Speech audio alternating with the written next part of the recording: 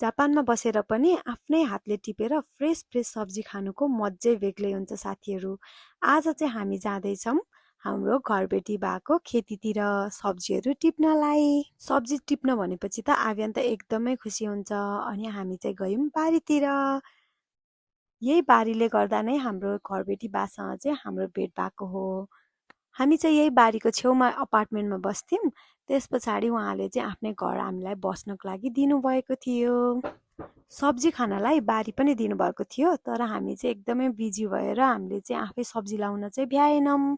तर पनि हामीले चाहिँ आफूले नलाए पनि हामीले चाहिँ मजाले फ्रेस फ्रेस सब्जीहरू खान पाउँछौँ, किनभने हाम्रो बाजेले चाहिँ एकदमै धेरै सब्जीहरू लाउनुहुन्छ।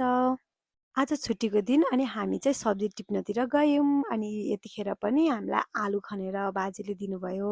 अनि सिबी अनि यो चाहिँ खै के बाजिरा कि खै के हो है, सबै थोक दिनुभएको थियो। मकै अनि त्यस पछाडि जुकिनी अनि के थियो के सब्जीहरू, खोर्सानीहरू सबै थोक बाजेले दिनुभएको थियो। त्यही पनि आफैले टिपेर ल्याएको।